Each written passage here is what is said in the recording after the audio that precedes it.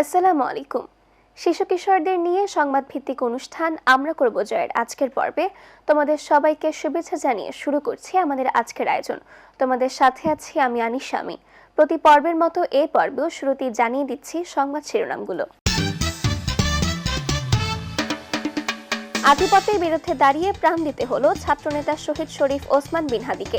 বিচারের দাবিতে রাজপথে ছোট্ট শিশু কিশোররাও।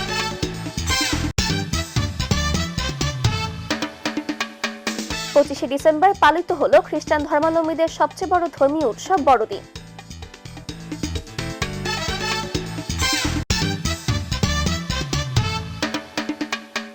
মগবাজারের ওয়ারলেস গেট এলাকায় বাহিরের খাবার খেয়ে ফুড পয়জনিংয়ে প্রাণ হারিয়েছে 2 শিশু।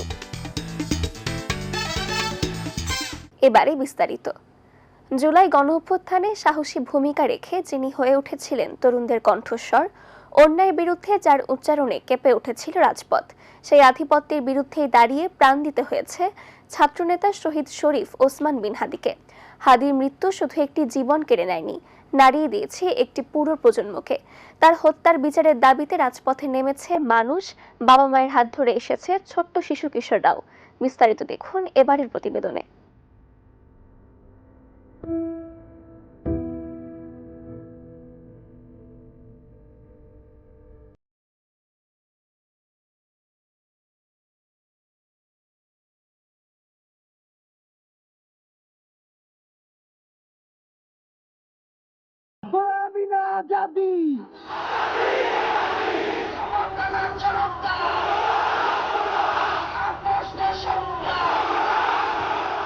এই যে লাখ লাখ মানুষের জমায়েত ঢাকায়, তা কেবলই জুলাই অভ্যুত্থানের এক ছাত্র নেতার জন্য। তিনি শহীদ শরীফ ওসমান বিন হাদি। যে মানুষটি কথা বলতেন সাধারণ ভাষায়, কিন্তু হৃদয় কাড়তেন কোটি মানুষের। সেই কথায় বদলে যেত অসংখ্য তরুণের চিন্তা, দেশ নিয়ে তাদের পরিকল্পনা।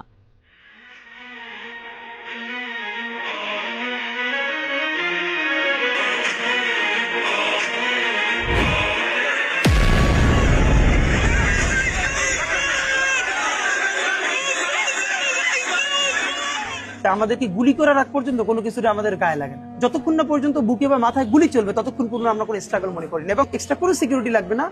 শুধু আমাদেরকে যদি কেউ গুলি করে মেরে ফেলে তাকে যেন ধরে বিচার করা হয়।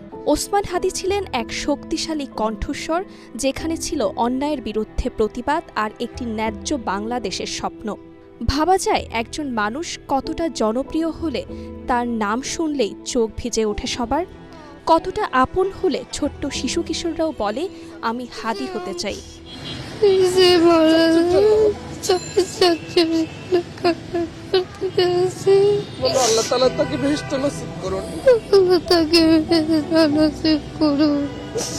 আমরা সবাই হাদি হব, আমরা সুন্দর বাংলাদেশ চাই, আমরা হাদি হয়ে ফিরে আসতে চাই। এই ঢাকার বুকে হাতে ব্যানার ফেস্টুন নিয়ে ছোট্ট ছোট্ট হাতগুলো প্রতিবাদ জানাচ্ছিল হাদির জন্য। তাদের নিরীহ চোখে ফুটছিল এক প্রতিবাদী কণ্ঠ, আর সেই কণ্ঠেই প্রকাশ পাচ্ছিল হাদির হত্যার বিচারের দাবি। আমাদের কথা একটাই, আমরা হাদি হত্যার বিচার চাই। ওরা ভাবছে একজন হাদিকে হত্যা করে ন্যায়ের কণ্ঠস্বরকে লুপ্ত করা যাবে, কিন্তু না, আমরা সবাই হাদি হব। আমরাও হাদির মতো দেশ ও জাতির স্বার্থে জীবন দেব, কিন্তু আমার দেশকে কারো কাছে বিক্রি হতে দেব না, ইনশাআল্লাহ। খুনিরা ভেবেছে এক হাতিকে মারলে আর কোনো হাতি জন্মাবে না, কিন্তু তাদের ধারণা ভুল। কেননা এক হাতিকে মারলে আরো অনেক হাতি জন্মাবে। হাদি ভাইয়ের হত্যাকারীদের ফাঁসির দাবি। তার জানাজায় নেমে এসেছিল লক্ষ লক্ষ মানুষ। সকলের হৃদয়ে ছিল ভালোবাসা, আর নিঃশব্দে বয়ে যাচ্ছিল নীরব কান্না। বাবার হাত ধরে এসেছিল ছোট্ট ছোট্ট শিশুরাও, যাদের চেতনা এই হাদির মতোই ন্যায় আর ইনসাফের বাংলাদেশ। বিপ্লবী হাদি আজ শুয়ে আছেন আরেক বিদ্রোহী কবি কাজী নজরুল ইসলামের পাশে। তিনি না থাকলেও যেন তার স্বপ্ন আছে, তার কণ্ঠ প্রতিধ্বনিত হচ্ছে দেশ বিদেশের নানা প্রান্তে। জমে উদ্দীরিতের কন্দন রোল, আকাশে বাতাসে ধ্বনিবে না, অত্যাচারীর খড়গ কৃপণ বীরের রণভূমে রণিবে না, বিদ্রোহীর অনুক্রান্ত আমি সেই দিন অবসাক্ত।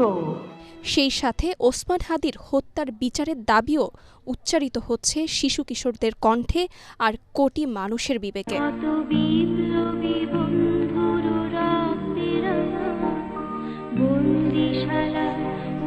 তনিমা আক্তার, আমরা করব জয়, ATN বাংলা, ঢাকা।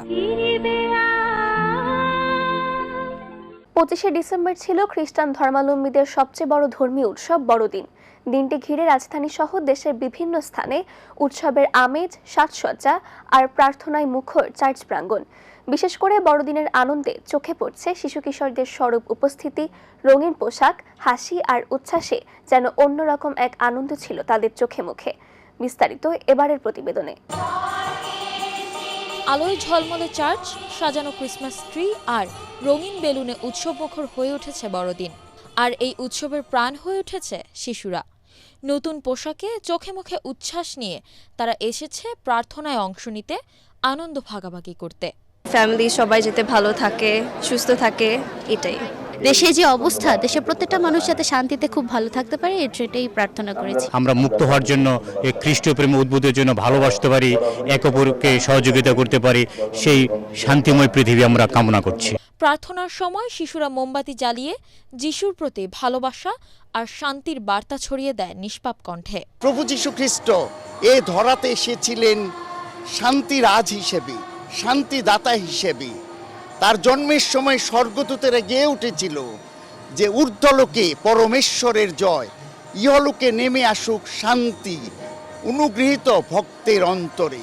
শুধু চার্চেই নয়, ঢাকার বিভিন্ন 5 তারকা হোটেলেও দেখা গেছে বড়দিন উপলক্ষে জাঁকজমক আয়োজন। হোটেল প্রাঙ্গণ সাজানো হয় বিশাল ক্রিসমাস ট্রি, আলো ও থিম ডেকোরেশনে।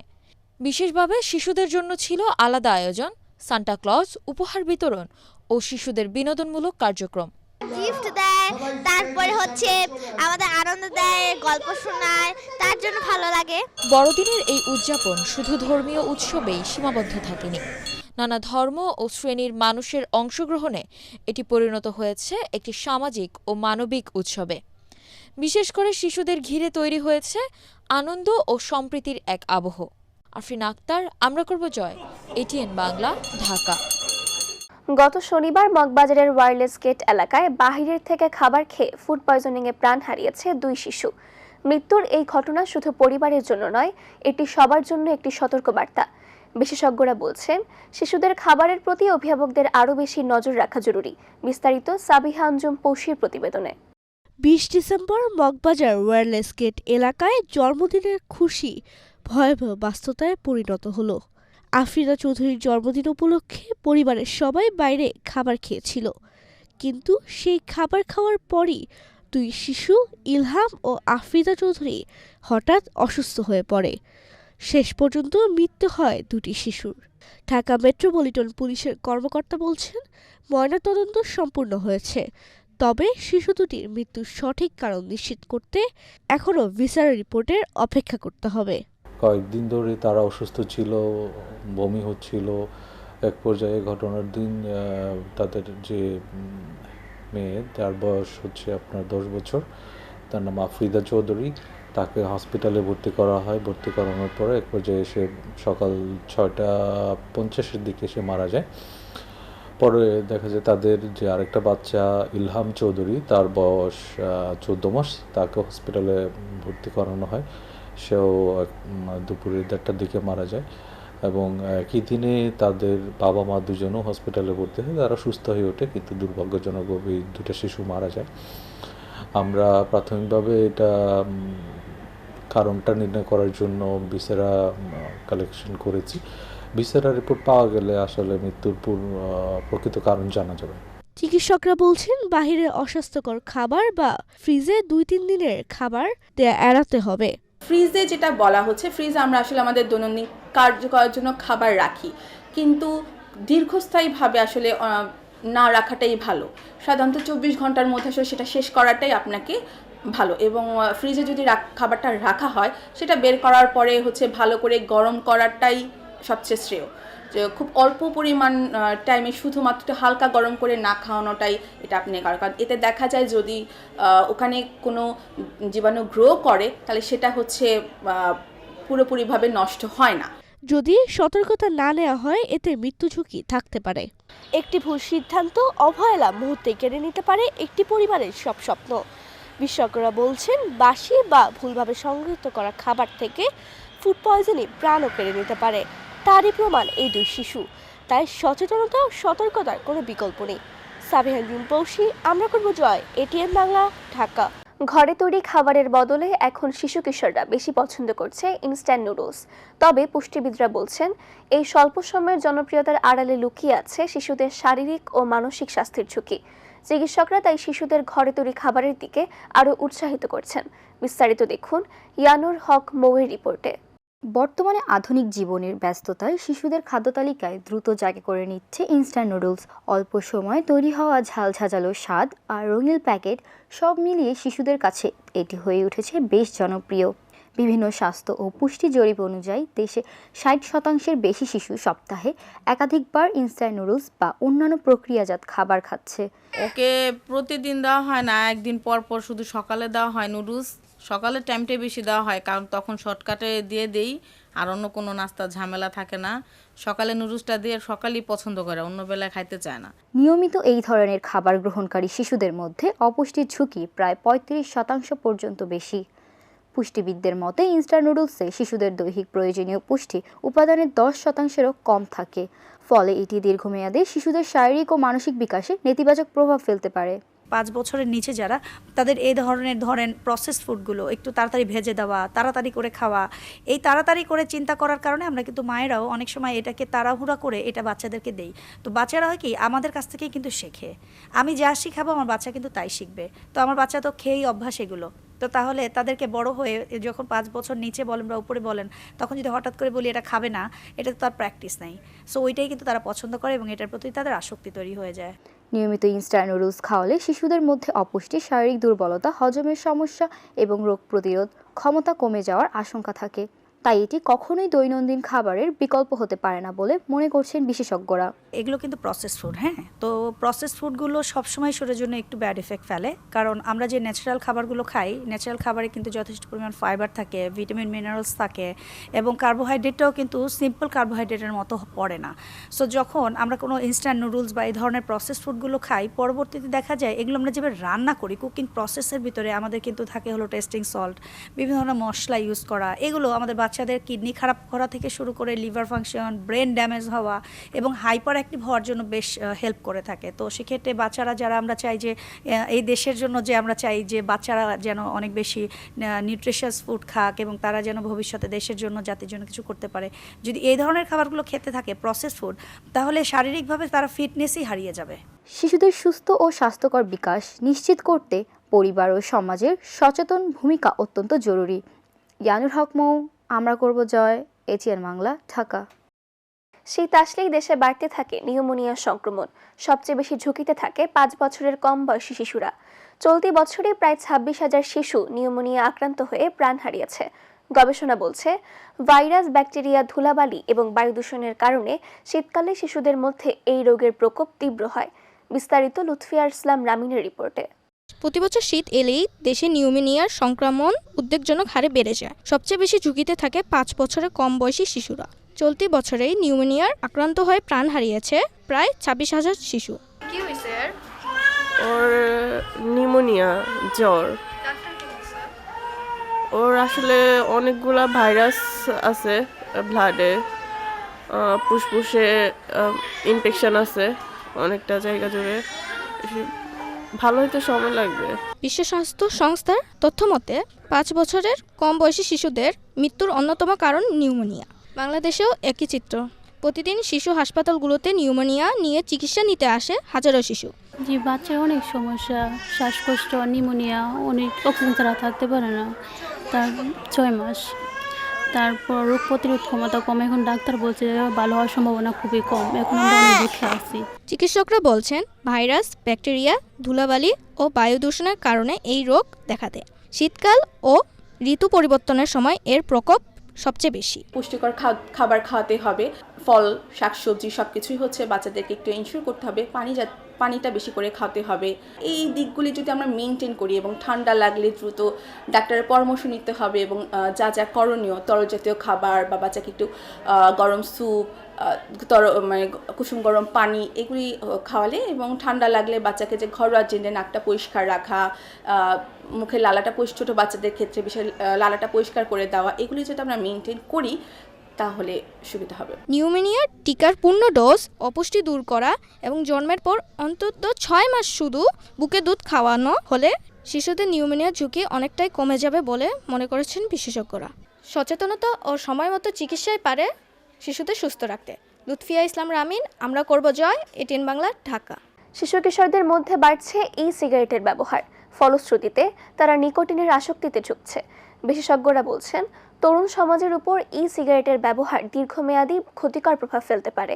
শেখ তানভীর রহমানের রিপোর্টে।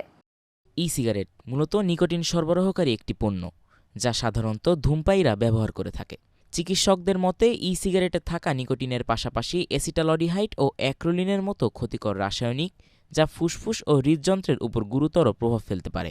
এটার মধ্যে যে কম্পাউন্ডগুলো থাকে মূলত একটা হচ্ছে যে নিকোটিন, সাথে হচ্ছে ভিওসি ভোলাটাইল অর্গানিক কম্পাউন্ডস, এছাড়াও থাকে হচ্ছে ফর্মালডিহাইড, অ্যাক্রোলিন, ওজনহীন অণু, কিছু ফ্লেভারিং এজেন্ট, ডাইএসিটাইল, এই কম্পোনেন্টসগুলো থাকে।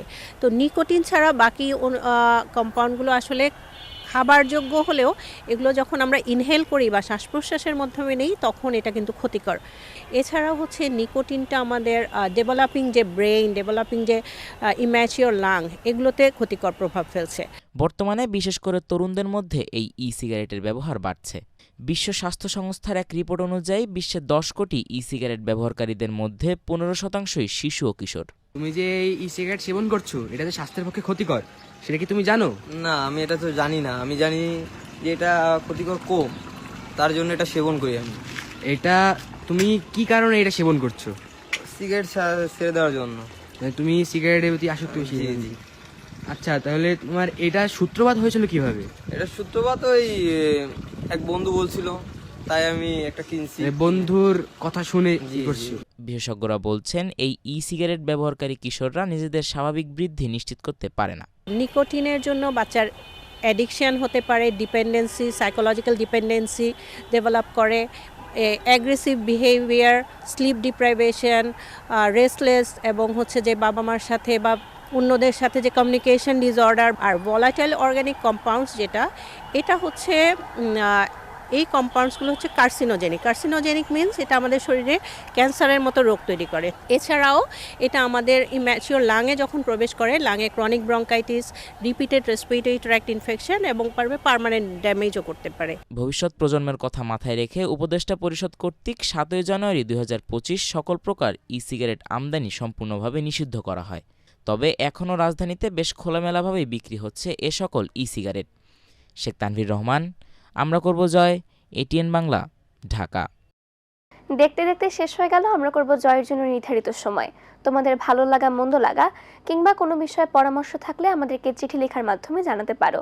আমাদেরকে চিঠি লিখবার ঠিকানা পরিচালক আমরা করব জয়, ATN Bangla, multimedia production company limited, ওয়াসা ভবন, 2য় তলা, 98 কাজী নজরুল ইসলাম এভিনিউ, কাউরান বাজার, ঢাকা 1215, বাংলাদেশ। তোমাদের মতামত, অভিজ্ঞতা অথবা নতুন কোনো আইডিয়া আমাদের জানাতে পারো ইমেলের মাধ্যমেও। আমাদের ইমেল অ্যাড্রেস atn.amrakorbojoy@gmail.com। এছাড়াও সরাসরি মোবাইল ফোনে যোগাযোগ করতে পারো। আমাদের মোবাইল নাম্বার 015361194945। এই ছিল আমাদের আজকের আয়োজন। আগামী পর্বে ফিরে আসবো নতুন কোনো সংবাদ কিংবা পুরনো কোনো সংবাদের নতুন কোনো অগ্রগতি নিয়ে। ততক্ষণ পর্যন্ত তোমরা ভালো থেকো, সুস্থ থেকো এবং চোখ রেখো এটিএন বাংলার পর্দায়। আল্লাহ হাফেজ।